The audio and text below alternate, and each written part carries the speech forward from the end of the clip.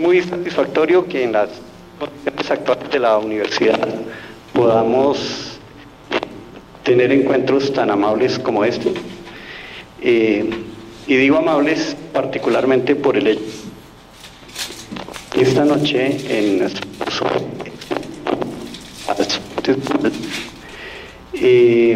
tenemos como conferencista al doctor Felipe Castañeda. Él es director del Departamento de Filosofía de la Universidad de los Andes.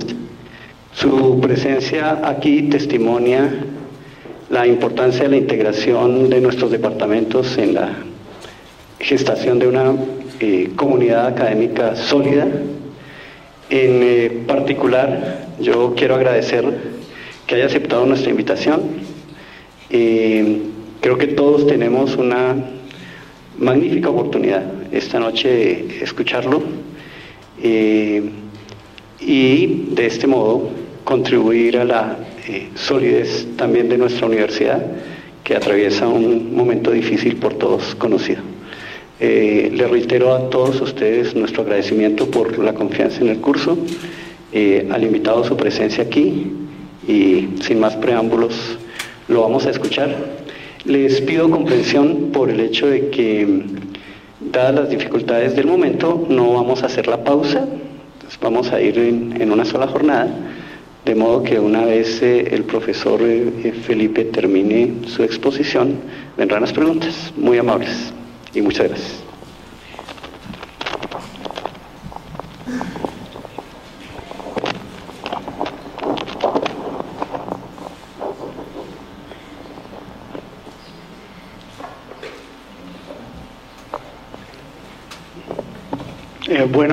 Muchas gracias por la invitación, Porfirio, muchas gracias por la presentación. Esto es una charla general sobre la idea de crueldad en Montaigne. Es interesante ir sobre el tema de la crueldad en Montaigne, entre otras razones por el momento en el que él vivió. Este es un personaje que piensa a partir de una guerra civil en la que hay conflictos religiosos, una guerra civil sostenida, una guerra civil muy cruel, muy cruenta, y que de una u otra manera suscitó muchas reflexiones. Por eso la escogencia del tema. El problema que quiero trabajar es el siguiente. Hay dos afirmaciones. Hay dos afirmaciones de Montaigne que son especialmente interesantes en relación con el tema de la crueldad. La primera es la siguiente. Dice Montaigne: odio cruelmente la crueldad, y por naturaleza y por juicio como el peor de todos los vicios. La segunda afirmación que es llamativa es la definición de crueldad. La tienen ahí en el punto quinto. Dice él: todo cuanto va más allá de la simple muerte paréceme pura crueldad. La idea de la conferencia va a ser tratar de analizar esas dos afirmaciones. Vamos un poquito sobre la primera. Odio cruelmente la crueldad, y por naturaleza y por juicio como el peor de todos los vicios. Por vicio, dentro de la tradición en la que podía estar inscrito Montaigne, se debe entender un hábito negativamente valorado, y los hábitos en términos generales se entendían como disposiciones que favorecen cierto tipo de conductas. Una disposición sería una determinada organización del psiquismo que hace o que motiva que uno sea proclive a cierto tipo de conductas. Y si suponemos que las conductas, que lo que uno hace o que lo que uno deja de hacer, en parte define lo que uno es, entonces podemos entender por qué ya desde los antiguos se decía que los hábitos constituyen la segunda naturaleza. De una u otra manera, los hábitos determinan el qué hace uno, el qué deja de hacer uno, el cómo lo hace, y en esa medida lo que uno es. En esa medida, cuando Montaigne dice que la crueldad se asume como el peor de todos los vicios, podemos suponer que en la persona cruel se encarna el prototipo de la maldad, y en esa medida, que es el lugar o el sujeto de estudio importante para entender la fuente del mal. Las fuentes del mal serán en Montaigne básicamente las fuentes de la crueldad, aquello que hace que una persona se vuelva cruel. Vamos sobre la segunda afirmación, está ahí en el punto quinto. Todo cuanto va más allá de la simple muerte paréceme pura crueldad, dice Montaigne en un par de veces en sus ensayos. Y eso permite ya establecer, digamos, la primera pregunta. ¿Por qué todo lo que va más allá de la simple muerte se constituye en el parámetro de lo peor? ¿Acaso no es peor la guerra, no es peor el hambre, no es peor la pobreza, la corrupción? ¿No es peor, qué sé yo, yidis, el terrorismo, el narcotráfico, Mancuso? En otras palabras, ¿qué es una simple muerte? ¿Por qué llega una persona que vive en una época de guerras civiles continuas, a esa conclusión con esa definición? Y eso también pues se liga en consecuencia con otras preguntas. ¿Qué se está entendiendo por el mal? ¿Qué se está entendiendo por lo peor? Y por lo tanto, ¿qué es lo mejor en relación con los hábitos? ¿Qué se puede entender por la virtud? Bueno, ese sería, digamos, el problema que quiero trabajar. El plan de la exposición sería el siguiente.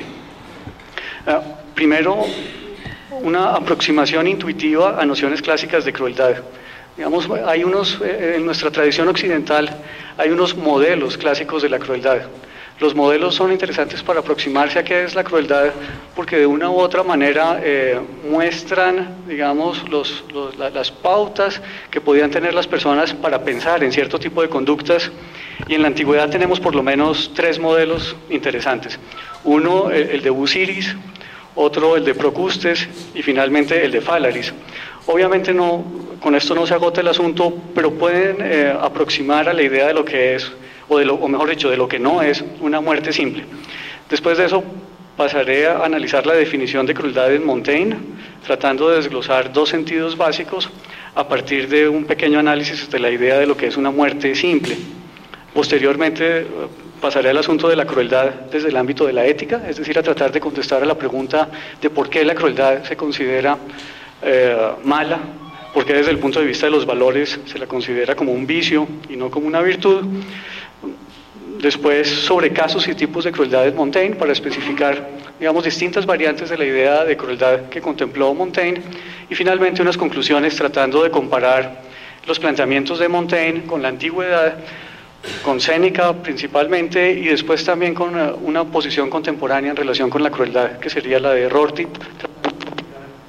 ¿En qué medida de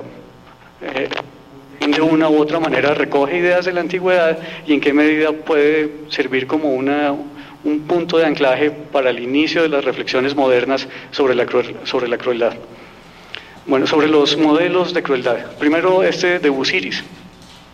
Según la tradición, en el reinado de Busiris, el hambre asoló a Egipto durante 9 años.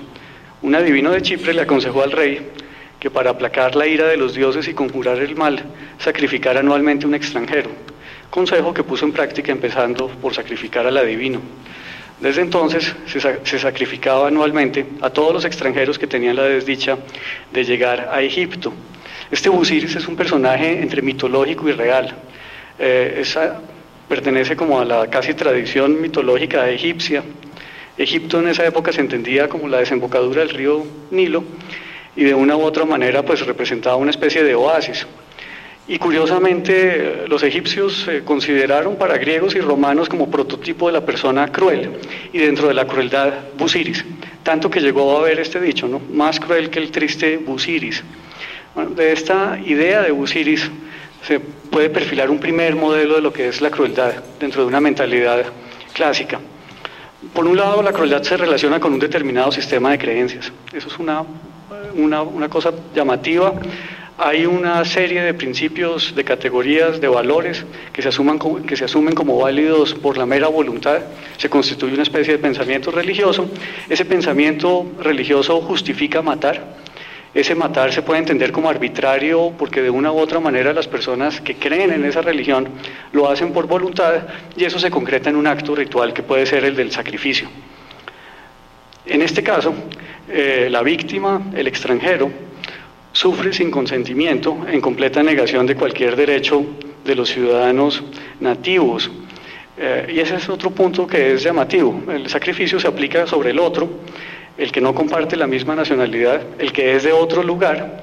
Esa persona es sacrificada, y al ser sacrificada de una u otra manera se lo está considerando como el ajeno, como el no ciudadano, como la persona que, digamos, no tiene derechos, los derechos que tienen los nativos Otro aspecto interesante de este primer modelo de la crueldad sería el hecho de que la crueldad se utiliza como un medio.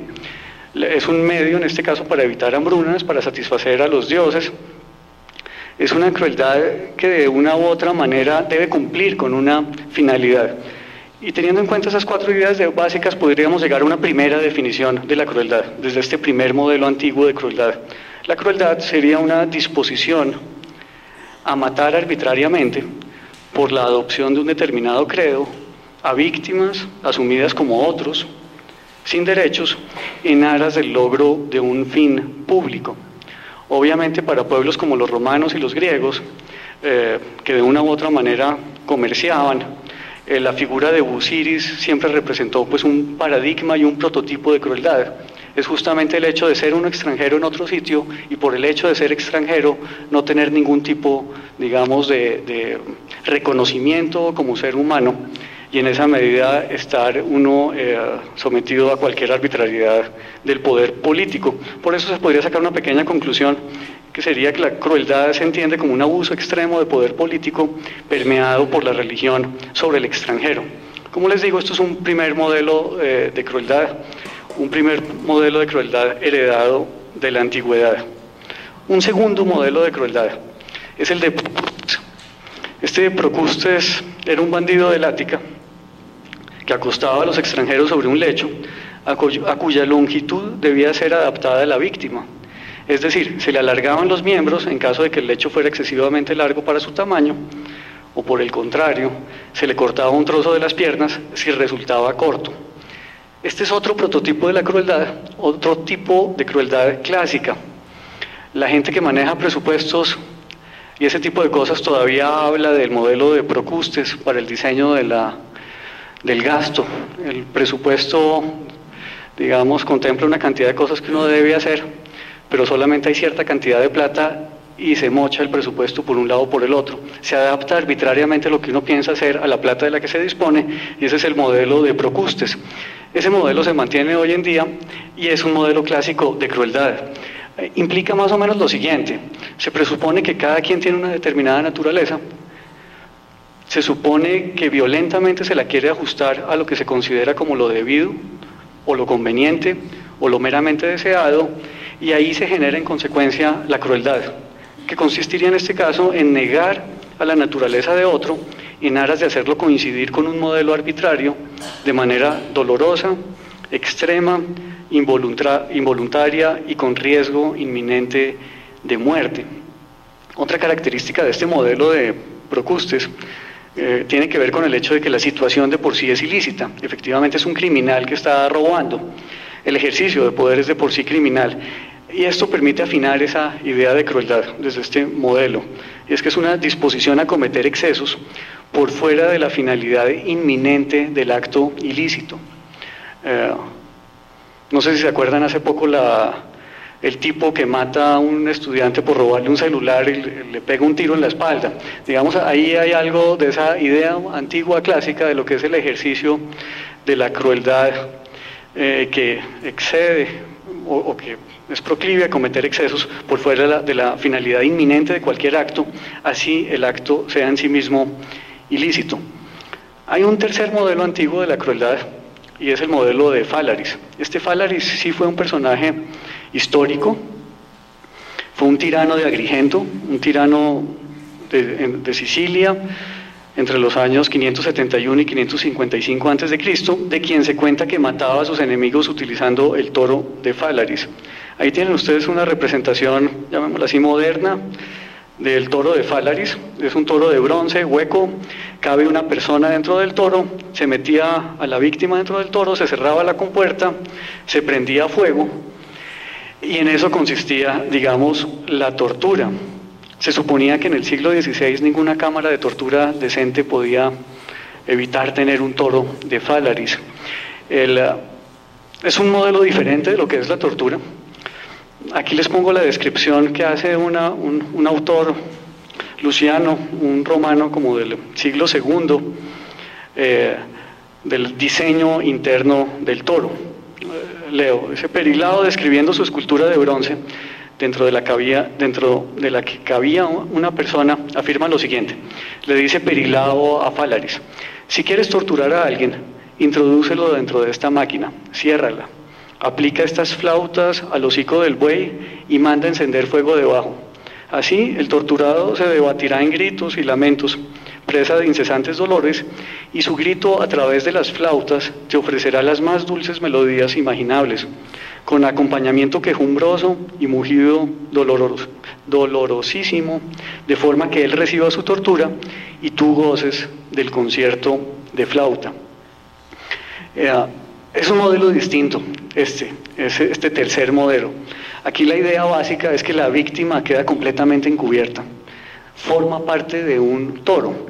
La víctima se logra hacer desaparecer. Una segunda idea sería la siguiente: es una víctima que al desaparecer anima ese cuerpo extraño, pero que lo anima movida por el puro dolor extremo hasta que muere. Es llamativo por eso el procedimiento. En consecuencia, la víctima, en este caso, se hace otro.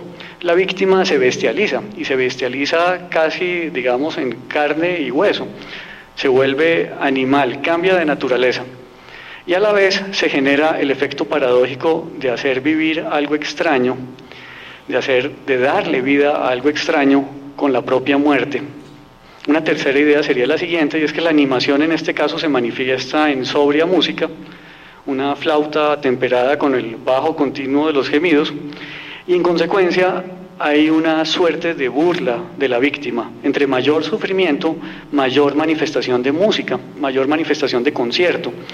En consecuencia, en este caso, en el caso de Fálaris, la crueldad se relaciona con el dolor extremo, no solo en negación completa de la víctima, sino en su parodia, en la anulación completa de cualquier rasgo de humanidad y en aparente cambio de naturaleza.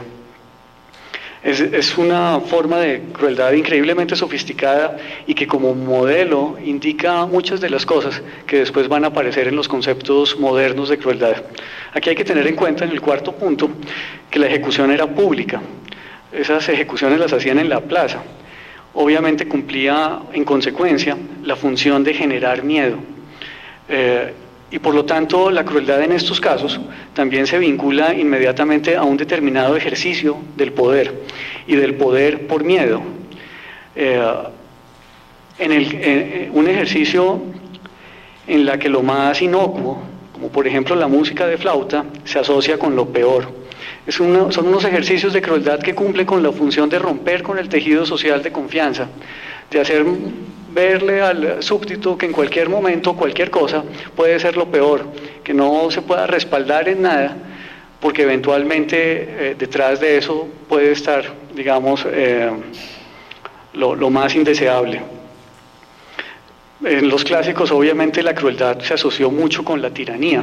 Ese es uno de los temas, digamos, como principales en autores como Séneca, y que recoge también Montaigne a su manera. El tirano solamente puede funcionar si ejerce una relación en la que medie el miedo, y una muy buena forma de generar miedo es la que tiene que ver con la crueldad, con un ejercicio adecuado, digamos, en términos de los efectos que se pueden lograr por medio de la crueldad. Una última consecuencia: esta idea de crueldad también se asocia con el hecho de ser la víctima nada, o de ser el ciudadano nada, o de ser el súbdito nada, frente a la voluntad y el poder del gobernante. Con esto pretendo recoger tres modelos clásicos de crueldad, tres modelos en los cuales en la crueldad se manifiesta cómo se constituye un otro que se niega de diferentes maneras, y de unas maneras ligadas con la muerte.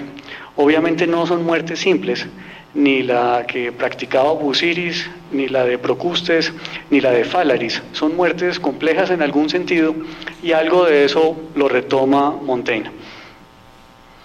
Miremos en primer lugar una concepción de lo que, o la idea de lo que es la simple muerte en Montaigne. Un primer sentido sería la muerte en la que no se interviene en contra de la voluntad del que la padece.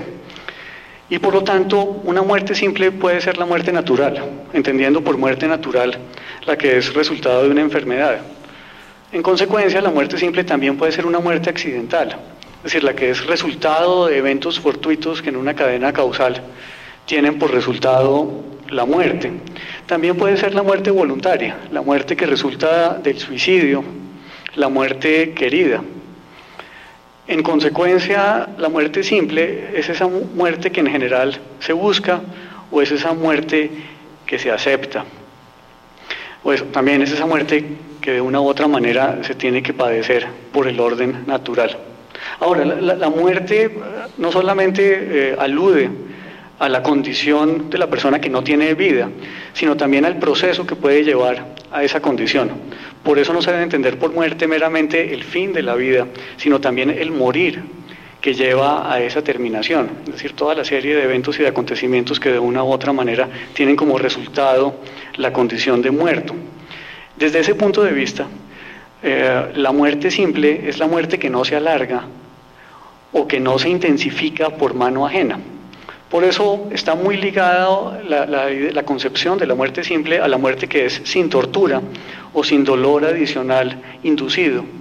En la tortura o en el dolor adicional inducido, de una u otra manera el proceso de la muerte se interviene y se interviene de una manera arbitraria e involuntaria, por lo menos desde el punto de vista de la víctima. Si esto es así, podemos llegar a una primera definición de crueldad desde el punto de vista de Montaigne. Como había sugerido antes, la crueldad en términos generales tiene que ver con todo aquello que va más allá de la simple muerte. Si a eso le aplicamos la definición anterior de simple muerte, entonces podemos sacar unas consecuencias. La crueldad hace referencia a cualquier muerte en contra de la voluntad de la víctima, así como a todo lo que lleve a ella, y por lo tanto consiste en el no respeto de la vida ajena. En general tiene que ver con el asesinato. Esa sería una idea básica de crueldad. Matar en general tiene que ver con un ejercicio de crueldad, si hay una disposición a hacerlo. Sería entonces, la crueldad, digamos, consistiría también en la disposición a poner en riesgo la vida ajena por motivaciones arbitrarias que no tienen que ver propiamente con la víctima. Pero como la muerte no es solamente el resultado, el estado, la condición de muerto, sino el proceso que lleva a eso, entonces también se puede decir que la crueldad hace referencia a la utilización del morir ajeno, en el que se interviene arbitrariamente y en contra de la voluntad de la víctima. Y este es uno de los puntos claves, porque permite conectar la crueldad con la tortura. Ese sería el segundo punto. El morir prolongado se asocia con el dolor, y en ese sentido la crueldad se asocia con la manipulación y la utilización del dolor ajeno en situaciones de riesgo de muerte de la víctima. Y esa sería, digamos, como la primera definición básica de crueldad en Montaigne. Ahí hay que tener en cuenta la tercera idea, y es que la muerte implica normalmente un gran mal. La muerte se asocia con miedo, la muerte despierta angustia, y en esa medida la inminencia de la muerte implica una tendencia a aceptar cualquier cosa para evitarla, cualquier cosa en vez de tener que sufrir la muerte. Invita a estar uno motivado a evitarla a cualquier precio. Y ahí es donde se puede notar la relación entre crueldad, poder y muerte. Y es que la crueldad, poner a una persona en situación de víctima, implica ponerla en una situación en la que el victimario puede ejercer un gran poder sobre ella, y puede ejercer un gran poder sobre ella porque entre la alternativa de tener que morir dolorosamente o hacer cualquier otra cosa, la motivación a hacer cualquier otra cosa es muy grande. Y en esa medida hay en la crueldad, digamos, una situación muy llamativa que permite un gran ejercicio de poder sobre la víctima. Y eso ya está implícito en esta primera definición de crueldad de Montaigne. Si la crueldad tiene que ver con todo aquello que va más allá de la simple muerte, la crueldad supone situaciones en las cuales hay una gran asimetría en las relaciones de poder que puede haber entre la víctima y el victimario. Bueno, esa sería una primera idea de crueldad en Montaigne. Quiero introducir ahora una segunda idea, y para hacerlo introducir un segundo sentido de lo que puede ser la simple muerte. No es una definición muy limpia, no creo que sea tampoco muy limpia en Montaigne, pero creo que es, digamos, va por este lado. Una primera idea: hay situaciones en las que se debe contar con la muerte. Son situaciones como, por ejemplo, la guerra, en la época de Montaigne y aún hoy en día las sentencias judiciales, pero también pueden ser los duelos o también pueden ser los asaltos criminales. Y en consecuencia, la muerte forma parte de ciertas prácticas. Digamos, hay ciertas prácticas en las que se debe contar con el hecho de morir. Ciertas personas deben morir o contar con ese riesgo inminente de morir. El criminal que es condenado, el soldado que va a la guerra, la persona que de una u otra manera vive saltando por encima o por debajo de la ley.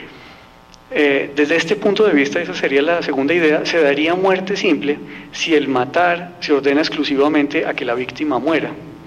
Sé que estas son unas aclaraciones un poco, digamos, como perversas y más a esta hora del día, pero ayudan a entender un poquito, digamos, qué se pudo haber entendido por crueldad a finales del siglo XVI.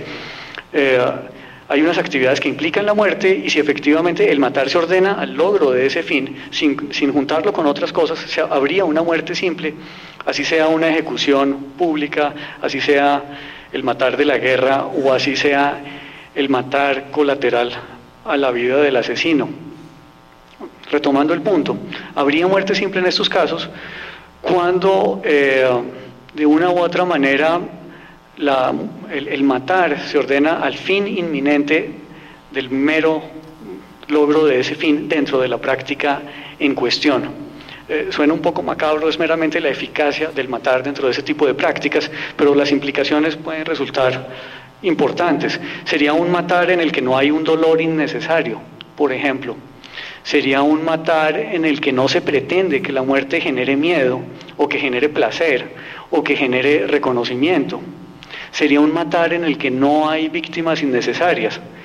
Por lo tanto, sería un matar que se presenta en los castigos judiciales, en los que el morir de la víctima solo se concibe en aras de que muera, y no para sugestionar a la población o para otro tipo de cosas. Es un matar que se presenta en las guerras, en las que no se mata indiscriminadamente. Es un matar que se presenta en la criminalidad que en principio ajusta sus agresiones a lo estrictamente necesario para lograr su fin ilícito y a nada más. De este segundo sentido de simple muerte se desprendería una segunda idea de lo que es la crueldad en Montaigne. Como he insistido, la crueldad la entiende como todo aquello que va más allá de la simple muerte. En consecuencia, desde este segundo sentido de simple muerte, la crueldad hace referencia al matar innecesario, en primer lugar. Y eso por lo menos en tres sentidos. En primer lugar, haría referencia a la extrema severidad en el castigo, a la sevicia en el castigo. Piensen ustedes que cuando hay sentencias judiciales que implican que el condenado muera y se lo condena, es diferente si se lo condena a una hoguera a si se lo condena a la guillotina, y es diferente si se lo condena a una hoguera con mucha leña o con poca, y es muy diferente si se lo condena a una hoguera con poca leña pero verde. Y ese tipo de matices lo hacían, y ese tipo de matices obviamente cumplían una función, y la severidad, la sevicia en el castigo de una u otra manera en un sistema judicial, digamos, implicaría actos de crueldad. Para Montaigne era especialmente grave el aval de la Iglesia, por ejemplo, sobre la tortura. Las partes de los ensayos de Montaigne que hablaban de la tortura los quedaron indizados. Bueno, si esto es la crueldad, también la crueldad se manifiesta en el hecho de la falta de limitación en la guerra. Estamos a finales del siglo XVI, todavía no hay unas ideas muy claras de lo que es el derecho en la guerra, aunque ha habido buenos aportes sobre lo que puede ser el derecho para la guerra. Lo que se puede hacer durante una guerra todavía no está muy bien aclarado. En estas ideas ya, por lo menos para Montaigne, es obvio que no se puede hacer cualquier cosa en una guerra así haya que matar en una guerra. Y obviamente en un ambiente de guerra civil y de una guerra civil marcada por una guerra religiosa que ha perseverado durante mucho tiempo, los excesos se vuelven cotidianos, y al volverse cotidianos, digamos, aparecen esta sevicia bélica por todos lados. Esa sevicia sobre el enemigo combatiente, pero también sobre la población no combatiente. Y un tercer escenario sería el escenario de la criminalidad. y es el de la agresión innecesaria, así sea en un acto en principio ilícito. Digamos, lo ilícito eventualmente no quita algo de moralidad, por llamarlo de alguna manera, aunque no es una buena palabra en Montaigne, algo de sensibilidad, y en esa medida aún ahí se puede hablar en consecuencia de crueldad.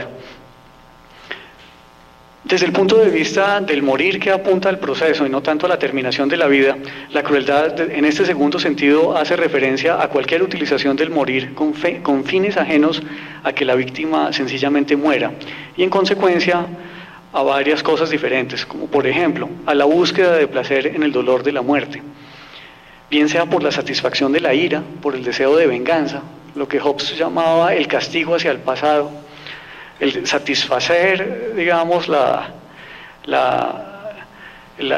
impotencia frente a un enemigo que finalmente cae en las manos, esa satisfacción de la ira, pero también a la satisfacción de disposiciones sádicas. No sé cómo haya sido la cabeza de Phalaris, pero algo bien peculiar tenía que tener para sacarle música de flauta a un tipo que se está quemando en un toro de bronce y en público. Otro escenario relacionado con esta idea de la crueldad tendría que ver con la búsqueda de determinados efectos sobre aquellos que son expuestos al morir de la víctima, bien sea el miedo, para el caso de la tiranía, bien sea afianzar poder por reforzamiento de obediencia, también para el asunto de la tiranía, es decir, un logro de gobernabilidad por medio de la crueldad, pero también la búsqueda de reforzamiento de autoestima, de tal manera que los gobernados de una u otra manera recobren confianza en sí mismos, viendo el gran poder que puede ejercer el gobierno por medio de la crueldad. Ese sería un ámbito de consecuencias relacionado con la crueldad que abusa del proceso de muerte. El otro tendría que ver con ciertas prácticas usuales en la época de Montaigne, y eventualmente también en otras, que tiene que ver con la crueldad que de una u otra manera se asocia con procedimientos para buscar la verdad, el logro de la verdad por medio del dolor, la tortura judicial, forzar a una persona por medio de la disyuntiva de tener que prolongar su agonía o decir ciertas y determinadas cosas a tenerlas que decir. Esa teoría de la verdad ya no es la teoría de verdad por correspondencia o algo así por el estilo, sino, digamos, esta ya tiene unos fines políticos y unos alcances diferentes. Es la verdad que sale como destilado del dolor. Y obviamente en situaciones de guerra y de guerra civil y de guerra civil religiosa, la crueldad relacionada con la tortura que se enfoca a la búsqueda de información estratégica. Y eventualmente también en los rituales a la búsqueda de purificación. Esta búsqueda de purificación por medio del fuego, por medio de ciertos procedimientos, eventualmente, pues no eventualmente, ciertamente manifestaron para Montaigne manifestaciones de crueldad en este segundo sentido, en este otro sentido de lo que es la muerte simple. Bueno, eso sería, digamos, una primera forma de redondear qué es la crueldad para Montaigne desde el punto de vista de la muerte simple. Ahora la pregunta sería, bueno, ¿por qué eso es malo? Digamos, ¿por qué un personaje como Montaigne llegó a la idea de que eso es inconveniente, y no solamente inconveniente, sino una cosa que se debe odiar, o por lo menos que él odiaba y que él juzgaba como viciosa en grado máximo? Primero quiero anotar una serie de respuestas que no son compatibles con Montaigne, una serie de respuestas que de una u otra manera, digamos, no resultan, o que niega explícitamente, o que no se pueden deducir de su sistema. La primera respuesta es una respuesta, digamos, muy tradicional, y se apoya en lo siguiente: se presupone que hay una ley natural que impele a hacer lo posible por mantenerse vivo. Por ley natural se está entendiendo lo siguiente: se supone que hay unas inclinaciones naturales en el ser humano, se supone que la razón humana capta esas inclinaciones naturales y que establece como bueno seguir esas inclinaciones naturales. Se supone que esas inclinaciones naturales son compartidas por todos y que cualquier razón humana medianamente sana y hábil, capta esas inclinaciones y enuncia unas leyes y supone que está obligada a cumplir con esas leyes y que hay una ley natural, hay una tendencia natural a mantenerse vivo, una inclinación a mantenerse vivo y que la racionalidad recoge esa inclinación y formula esa ley natural, la de evitar la propia muerte y en consecuencia también evitar la muerte de otros, el famoso precepto de ley natural de no matarás. Y en ese sentido, en la medida en que la crueldad implica la muerte, sería inmoral. Ahora bien, según Montaigne, no hay leyes naturales, no hay tales leyes. Para él no puede haber tales leyes porque ningún pueblo ha coincidido en esas leyes. Tampoco puede haber tales leyes porque si hubiese una coincidencia, nada garantiza que estemos todos obligados a seguir esas leyes. Y si las leyes no vinculan y son naturales, entonces no son leyes. En el mejor de los casos son preceptos morales o son consejos, pero no tienen el talante de leyes. En esa medida no se puede justificar el juicio negativo ético sobre la crueldad en función del hecho de apelar a leyes naturales desde el sistema de Montaigne. La crueldad no es mala porque la ley natural diga que es mala, porque efectivamente para Montaigne no hay tales leyes naturales. Una segunda respuesta que tampoco es compatible con el sistema de Montaigne sería la siguiente. Es la respuesta que tiene que ver con la apelación a la religión y básicamente al cristianismo. Aquí es importante de pronto recordar un poco que esta guerra civil que le toca padecer a Montaigne es una guerra por cisiones dentro del mismo cristianismo, una serie de decisiones que llevan a que se separe el cristianismo romano de otras formas de asumir esta creencia religiosa y pues que da lugar a muchas, digamos, a distintas formas de entender el cristianismo y a que la gente se divida entre ortodoxos y heterodoxos, entre reformados y no reformados, dentro de los mismos reformados, a distintas vertientes, en fin, como sea, todos de una u otra manera en todo caso se compartirían un credo cristiano y dentro de este credo cristiano se supondría que nadie es dueño de la vida y que nadie es dueño de la vida porque solo Dios es dueño de la vida, porque es el que la da y porque es el que la quita. Y en esa medida el que mata atenta contra la propiedad y contra la voluntad de este Dios. Atenta contra la propiedad porque atenta contra algo que no es de él y atenta contra la voluntad porque atenta contra el momento que habría tenido previsto Dios para quitar la vida de sus seres humanos. En consecuencia, matar es inmoral desde este punto de vista y en consecuencia la crueldad es inmoral desde este punto de vista. Pero para Montaigne tampoco esta respuesta es válida, y no es válida porque supone una condición humana que no es adecuada.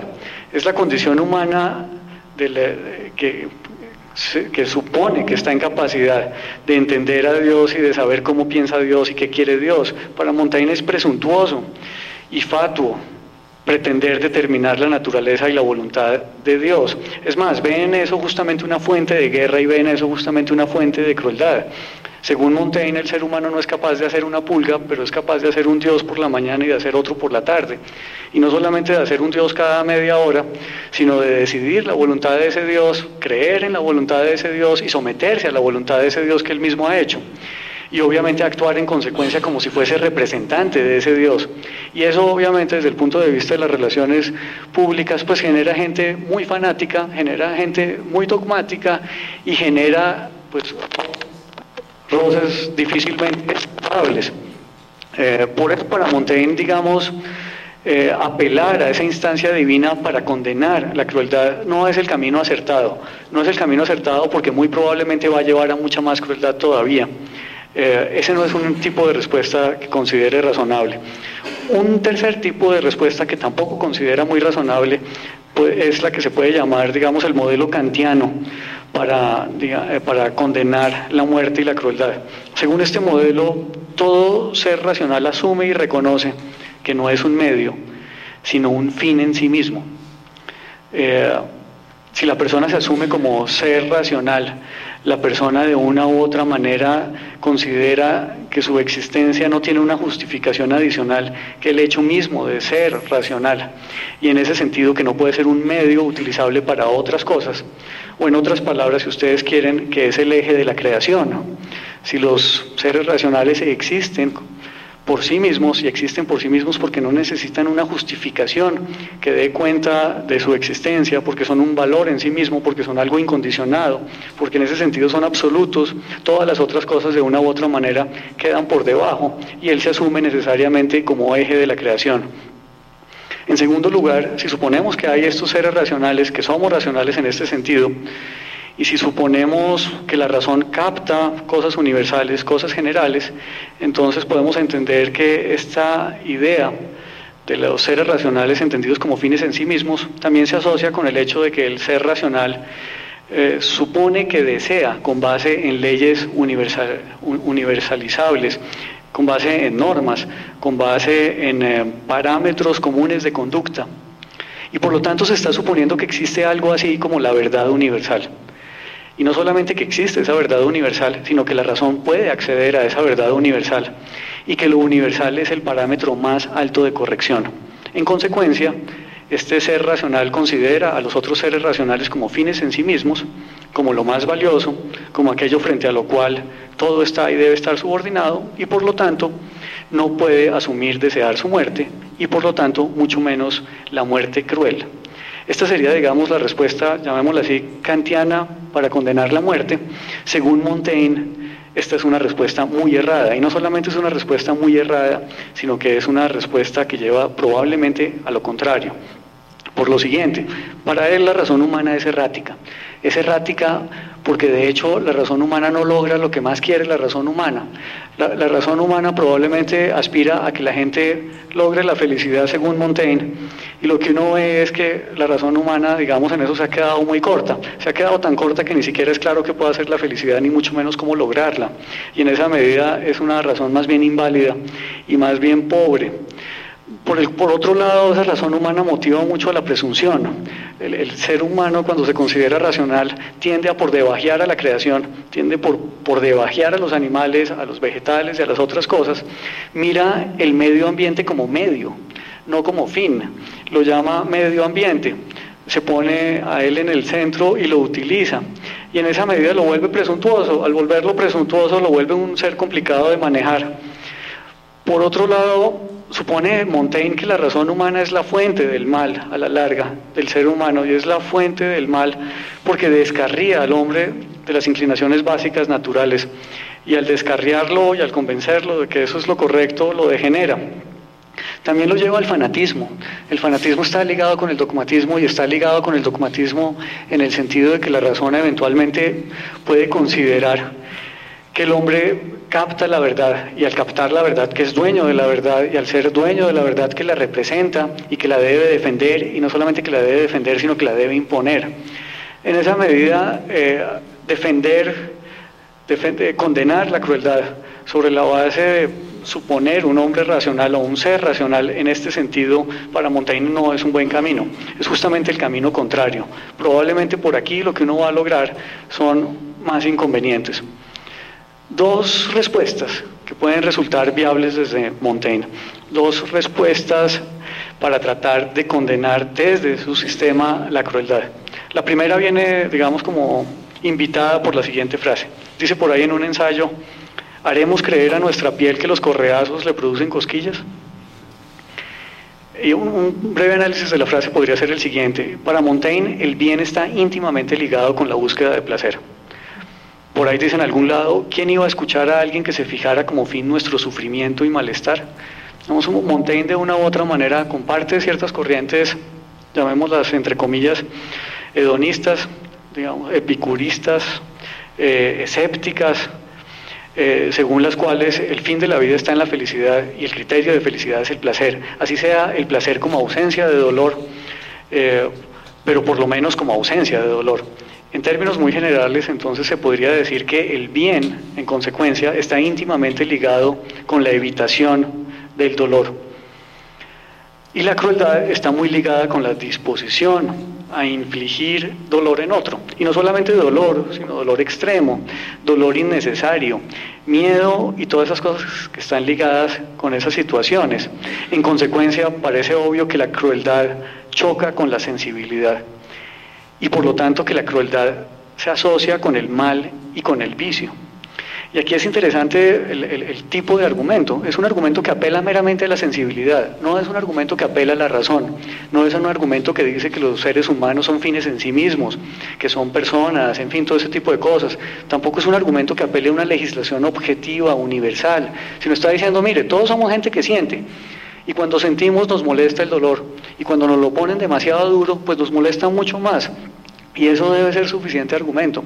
Debe ser suficiente argumento apelar a una base sensible para condenar este tipo de cosas.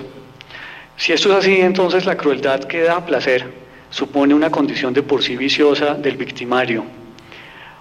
O dicho en otras palabras, el mero dolor de la víctima parecería suficiente argumento para, digamos, determinar la perversidad de la crueldad. O, desde otro ángulo, la compasión que despierta el dolor de otra persona sería suficiente argumento para poderla condenar.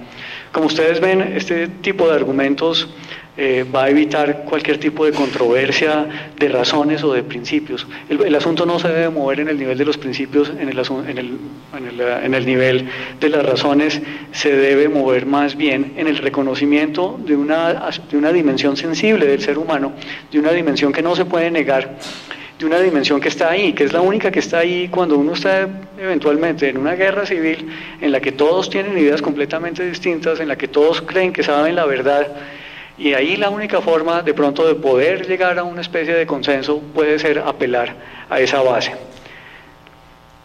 Una segunda respuesta un poco más elaborada y en la que Montaigne, digamos, retoma esa tradición escéptica, esa tradición que viene de autores como Sexto Empírico.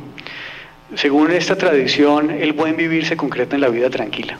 Si uno vive bien, si vive tranquilo. Y la tranquilidad supone no asumir disposiciones que lo lleven a uno al temor, que lo lleven a uno a la angustia, que lo lleven a uno a la inseguridad. Si uno tiene un orden mental, un orden del psiquismo, que lo invite a uno a sentir miedo de todo, a sentir angustia de todo, a sentir inseguridad de todo, no va a poder estar tranquilo y no va a poder vivir bien desde este punto de vista. Para estas teorías es claro que el dolor no solo es físico, sino que básicamente es el resultado de la imaginación en colaboración con la razón. La imaginación es la que hace que eventualmente las cosas se vean bien o que se vean mal. Y por tradición, que esa sería la tercera idea, pero también por la vida diaria y más por la vida de una situación de conflicto inveterado, la muerte se asume como lo más angustiante, como lo más doloroso, como lo peor. En consecuencia, ver en la muerte el peor de los males es un gran factor de intranquilidad.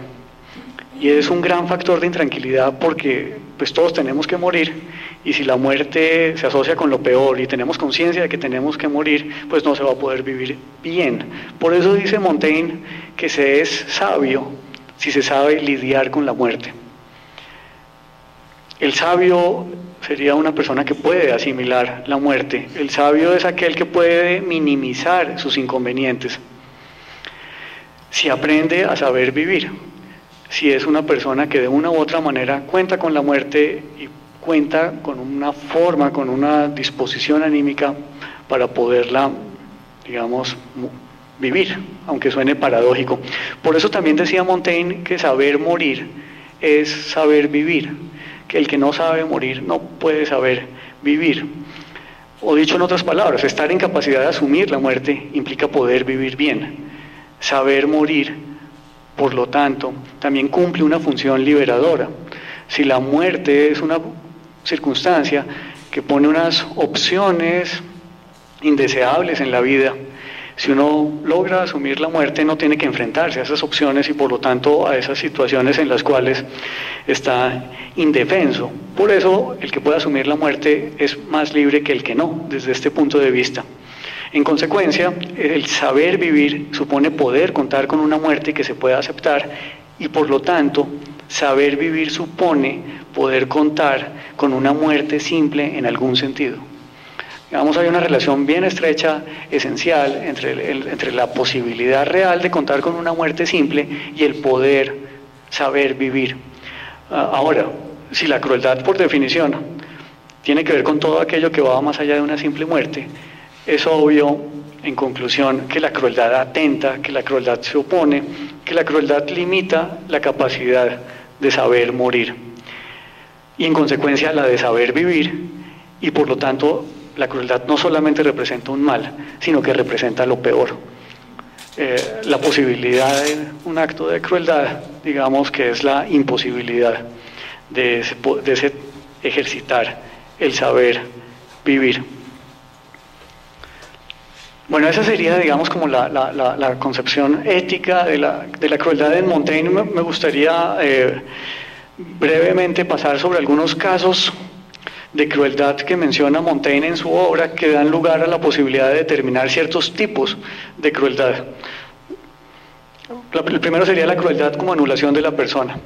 Dice Montaigne: no imagino ningún estado para mí tan insoportable y horrible como tener al alma viva y afligida sin ningún medio para manifestarse.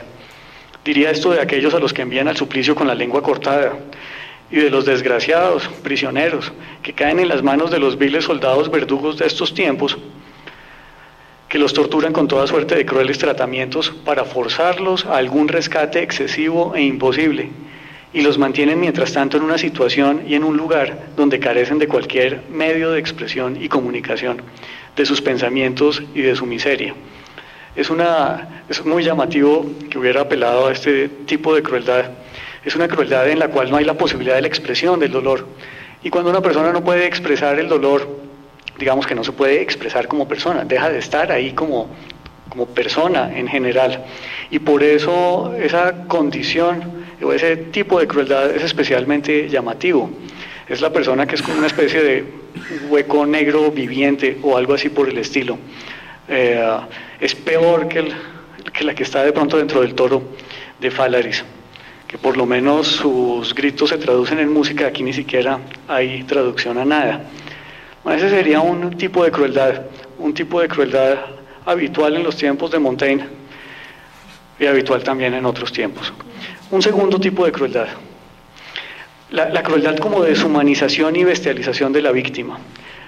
Cito a Montaigne, dice: Jorge Segel, jefe de aquellos campesinos de Polonia que sobre pretexto de cruzada tanto mal hicieron, vencido en una batalla por el voivoda de Transilvania y hecho prisionero, estuvo 3 días atado desnudo en un potro, expuesto a toda clase de tormentos que cada cual quisiera inventar contra él, y durante este tiempo no se dio de comer ni de beber a los otros prisioneros. Al fin, estando él vivo y consciente, abrevaron con su sangre a Lucat, su querido hermano, por cuya salvación rogaba, asumiendo él todo el odio causado por sus malas acciones, y obligaron a 20 de sus capitanes favoritos a alimentarse, desgarrando a dentellada su carne y tragándose los trozos.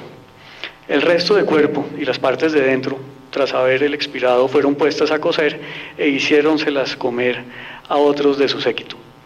Digamos, no quiero volver esto una charla de sadomasoquismo, de yo no sé qué tipo de cosas, pero digamos es interesante ver esas distintas manifestaciones de la crueldad, porque son modelos, y en esos modelos, digamos, se hacen patentes cierto tipo de cosas que se repiten y se repiten en el tiempo, y aquí hay la posibilidad de reflexionar sobre esas cosas con un mínimo aparato conceptual. Aquí ya se está hablando del canibalismo, y el canibalismo como una forma de bestializar a la víctima, y en la bestialización de la víctima, la anulación de la humanidad de la víctima. Y una vez que se anula la humanidad de la víctima, se puede hacer cualquier cosa con la víctima. Y ese es un punto importante. Montaigne trabajó relativamente bastante sobre canibalismo. Les recomendaría que vayan sobre el famoso ensayo de los caníbales, pero también sobre el ensayo de los coches y también sobre el ensayo de la moderación. Otro tipo de crueldad sería la crueldad como el placer de la muerte y del matar. Y este también de pronto vale la pena citarlo.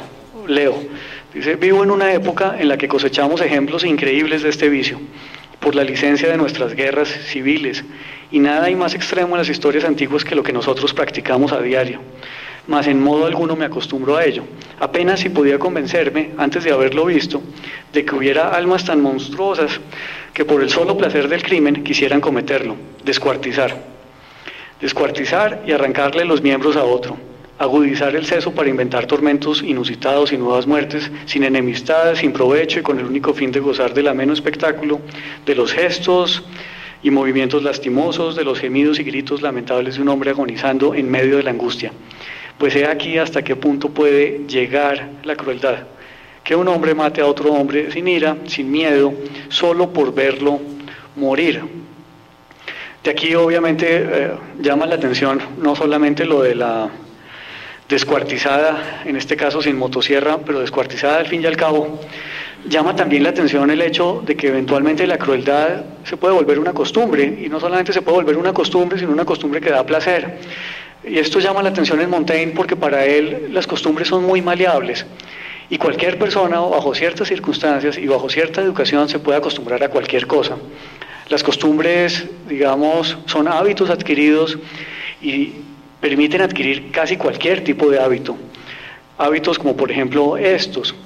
Por eso traje esta cita aquí a colación. Cualquier persona se puede llegar a acostumbrar a ser cruel. Eso no es meramente patrimonio de los sádicos o de yo no sé qué tipo de gente. En su época, y lo señala muy bien, es una época en la que, digamos, es lo corriente, y es lo corriente que llega a dar placer. Y una vez que la crueldad se vuelve costumbre, no tiene necesidad de justificación adicional, porque se convierte en una segunda naturaleza. Un tipo adicional de crueldad sería la que tiene que ver con la muerte indiscriminada e innecesaria. Y aquí la referencia clásica para Montaigne sería la de la conquista de América por parte de los españoles. Dice: nos hemos servido de su ignorancia, de las de los indios del Nuevo Mundo e inexperiencia, para inclinarlas más fácilmente a la traición, a la lujuria, a la avaricia y a toda suerte de inhumanidad y crueldad, a ejemplo y modelo de nuestras costumbres. ¿Quién pagó alguna vez tan alto precio por el servicio del comercio y del tráfico? Tantas ciudades arrasadas, tantas naciones exterminadas, tantos millones de pueblos pasados a cuchillo, y la parte más rica y hermosa del mundo trastocada por el negocio de las perlas y de la pimienta. Mezquinas victorias, jamás la ambición ni las enemistades públicas empujaron a los hombres unos contra otros a tan horribles hostilidades y a tan miserables calamidades. Esta es justamente la crueldad del matar innecesario en la guerra, y del matar innecesario en la guerra que tiene como fin la ambición.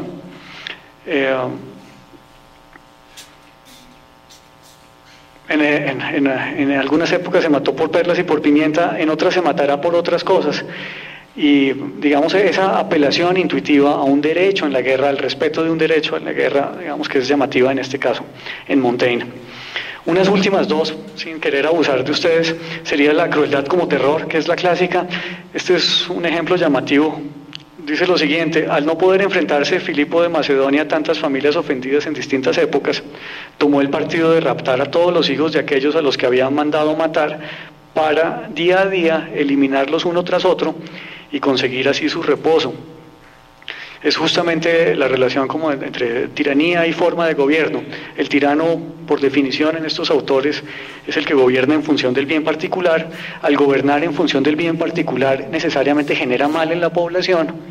Al generar mal en la población, se hace enemigo de la población y ve un gran mal en la población.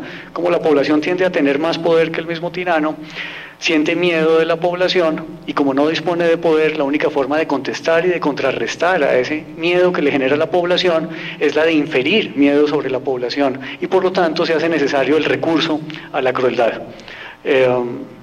Este es un ejemplo. El ejemplo clásico de crueldad en Roma sería Sila, el dictador Sila. El dictador del que se dijo que fue el único que se pudo retirar después voluntariamente a la vida civil, porque como ya había matado a todos los enemigos posibles, ya podía vivir tranquilo, y de hecho vivió muy tranquilo hasta que se murió, según cuenta Plutarco. La crueldad básica, un último tipo, antes de terminar, la crueldad básica sería la siguiente. Dice: aborrezco cruelmente entre todos los vicios la crueldad. Por esto, con una blandura tal que no puedo ver como degüellan un pollo sin disgusto, y no soporto oír como una liebre gime bajo los dientes de mis perros.